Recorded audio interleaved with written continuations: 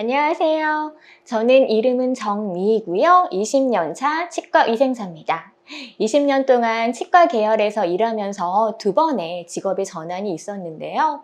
첫 번째는 5년 동안 치과에서 열심히 일하다가 오스템 임플란트에 입사하면서 한 번의 전환이 있었고, 두 번째는 오스템 임플란트에서 5년 동안 일하다가 프리랜서 컨설턴트로 전향하면서 한 번의 또 변화가 있었습니다. 지금은 치과보험청구 전문 컨설턴트로 10년째 활동을 하고 있어요. 5년 동안은 열심히 임상을 파고 15년 동안은 열심히 보험을 봤더니 벌써 20년이 지나버렸네요.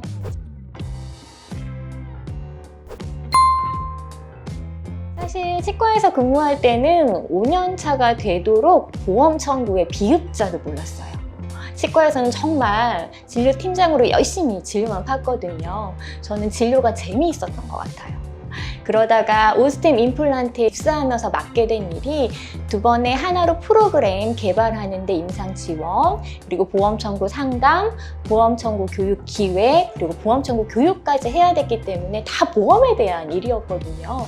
사실 처음에는 정말 막막했어요. 임상 파트장으로 일하면서 고시된 내용을 프로그램에 반영하고 또 이를 공지하는 일들이 상당히 책임이 따르다 보니까 확인하고 또 의문이 되는 내용은 여기저기에 문의해서 답을 찾아가는 과정을 통해서 정말 많이 배울 수 있었던 것 같아요.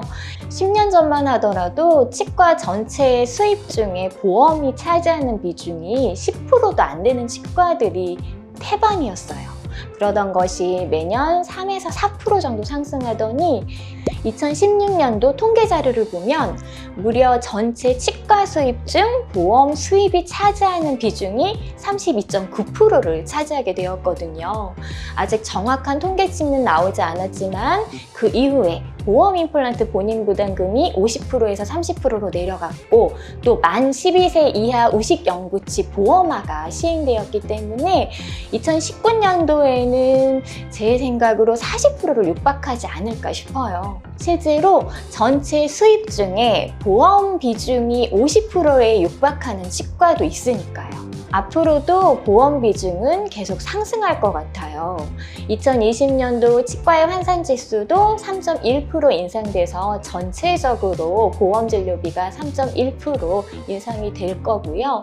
제가 체감하는 개원가의 보험에 대한 관심도도 높기 때문에 이 상승 분위기는 당분간 지속될 것으로 예상되어집니다.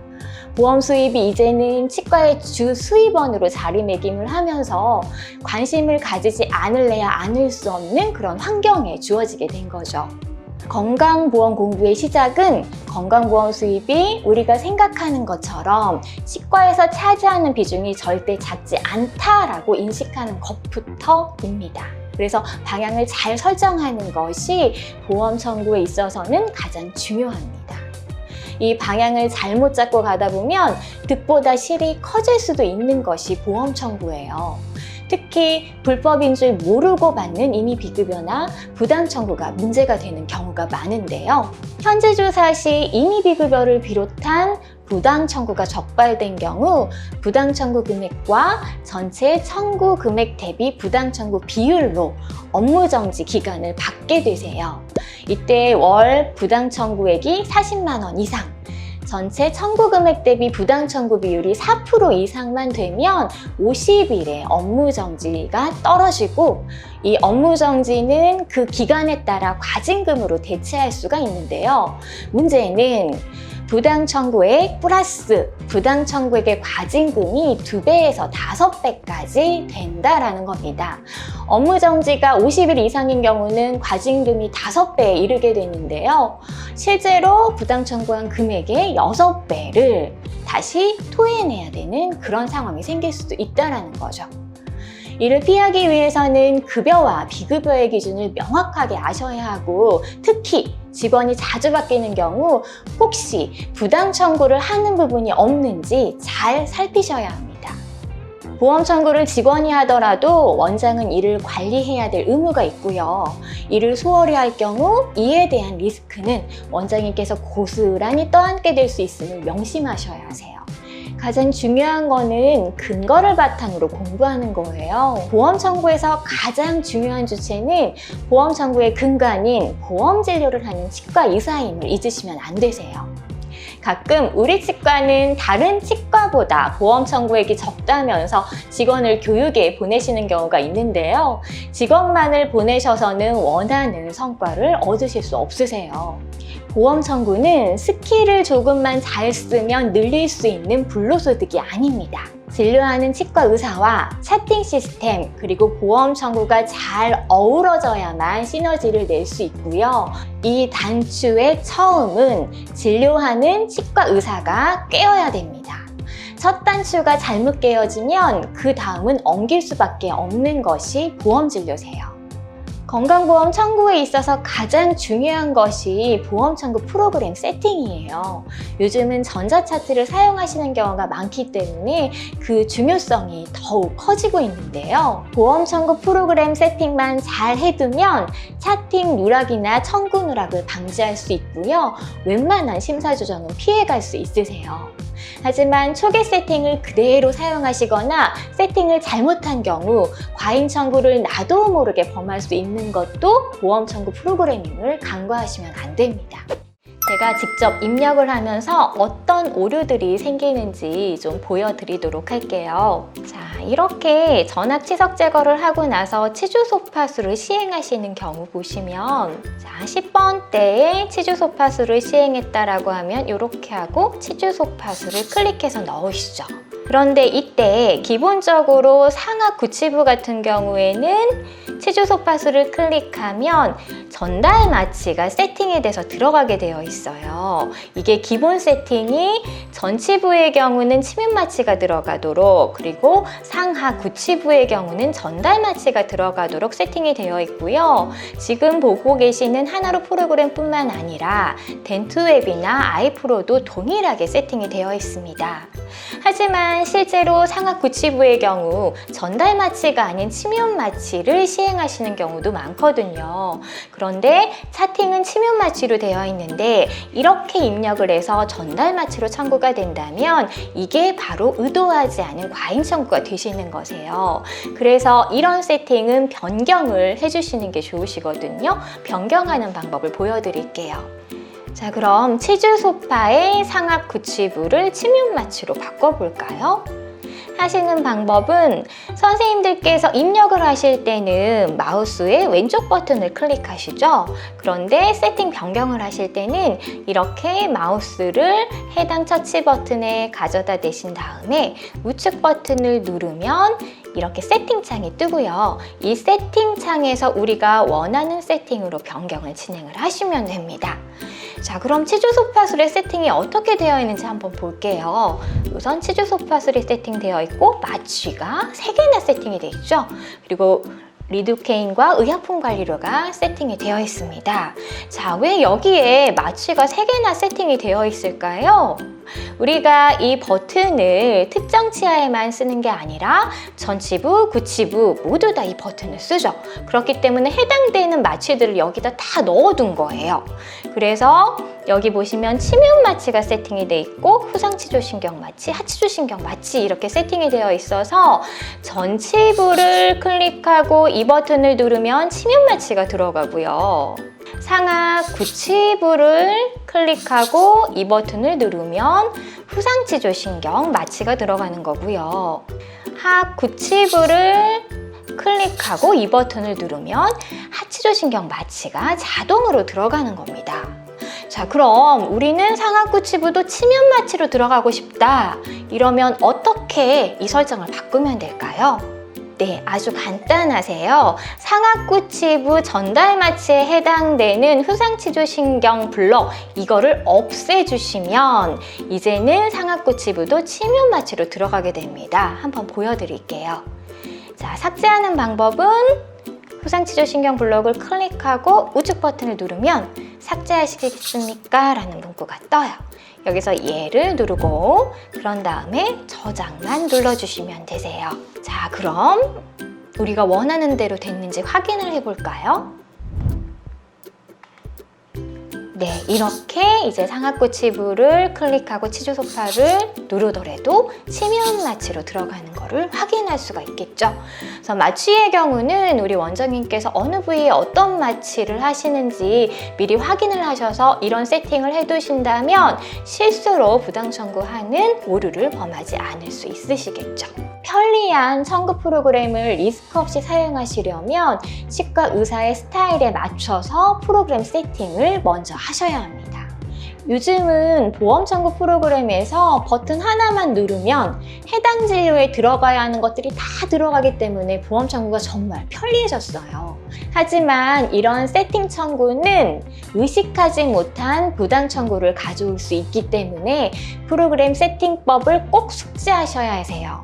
오스템 임플란트 근무 시절에 심평원에서 프로그램 교육 의뢰가 들어와서 제가 심평원 직원들에게 2번의 교육을 한 적이 있거든요. 그때 심평원 직원으로부터 왜 프로그램을 이렇게 만들어서 부당 청구를 조장하냐는 질문을 받아서 당황한 적이 있었어요. 그때 제가 올바른 사용법 교육을 통해서 이런 부분을 계도하고 있다고 이야기하고 넘어갔던 기억이 있는데요.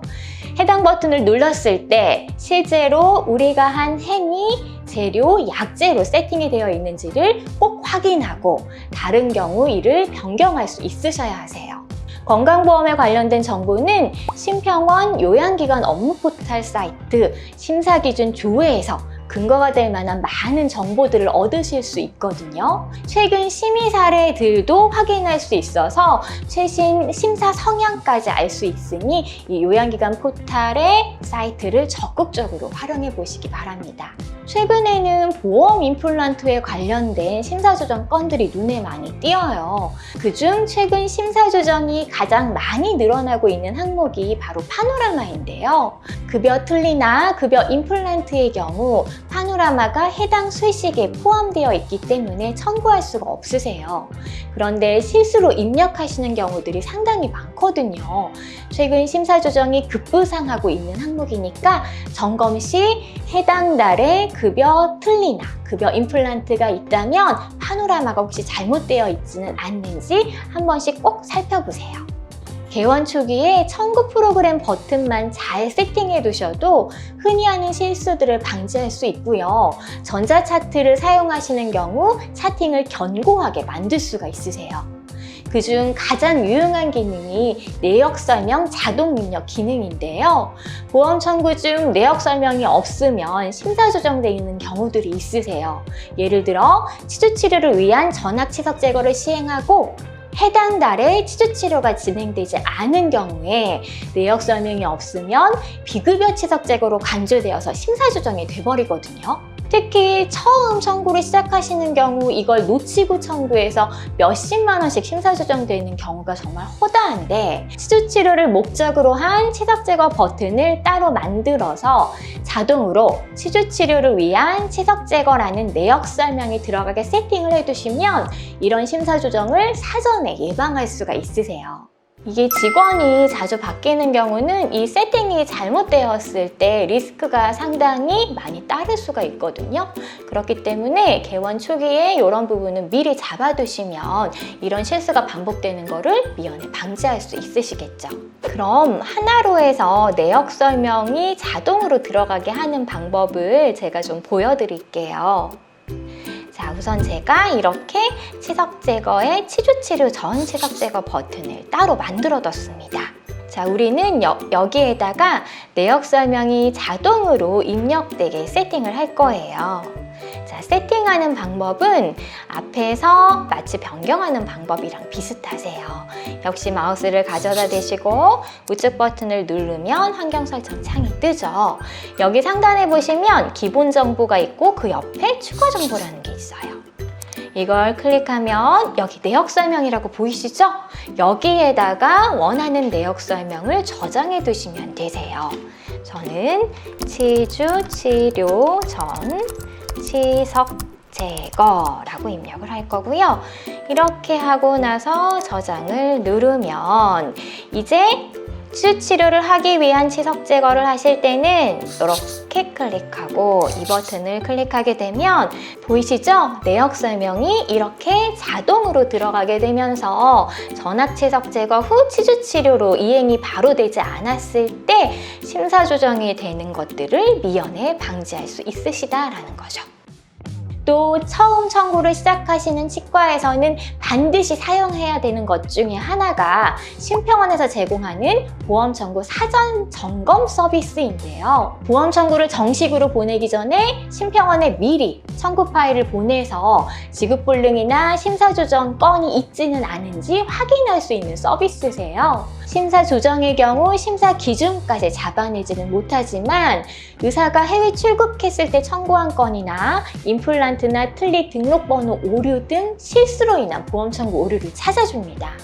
이 사전 점검 항목은 계속 업데이트되어서 최근에는 임플란트 중복 청구나 상변면 오류까지 잡아주더라고요. 이제 청구 전 사전 점검은 필수이니까 꼭 이용하세요. 올바른 건강보험 문화의 시작은 올바른 차팅입니다. 앞에서 말씀드렸던 것과 같이 차팅과 청구는 일치해야 되고요. 더 나아가서 진료에 대한 의학적 타당성을 입증할 수 있어야 되세요. 특히 다른 치과에서 하는 진료 패턴과 다르게 진료를 하시는 경우는 이 의학적 타당성이 심사에 가장 큰 영향을 끼칩니다. 따라서 보험 진료와 청구는 유기적으로 관리가 되어야 하고요. 이를 위해서는 치과 의사와 보험 청구 담당자의 커뮤니케이션이 아주 중요하세요. 그래서 저는 직원들을 교육할 때 보험 청구를 잘하려면 의사랑 친하게 지내야 된다고 늘 이야기를 하거든요. 보험 청구 담당자는 차팅에서 이해가 되지 않는 부분은 진료 의사에게 적극적으로 물어봐서 이해를 해야만 하고요. 진료를 진행하는 치과 의사도 본인의 진료를 보험 담당자에게 적극적으로 이해시키려는 자세가 필요합니다. 그래야만 청구할 때 자신감이 생기고요. 심사 조정이 되더라도 적극적으로 재심사를 요청할 수 있겠죠. 이 과정들을 통해서 자연스럽게 의학적 타당성을 증명하기 위한 차팅을 보강하게 되고요. 이런 선순환이 지속되어야 건강보험이 올바른 방향으로 발전할 수가 있습니다. 저는 치과계의 차팅 자존감이 높아지기를 바라고요. 저의 교육이 치과계의 건강보험이 올바른 방향으로 발전하는데 조금이나마 도움이 되기를 바랍니다. 더 많은 팁들이 궁금하시다면 좋아요, 구독, 알람 설정 잊지 마시고요. 저는 그만 물러가도록 하겠습니다. 감사합니다.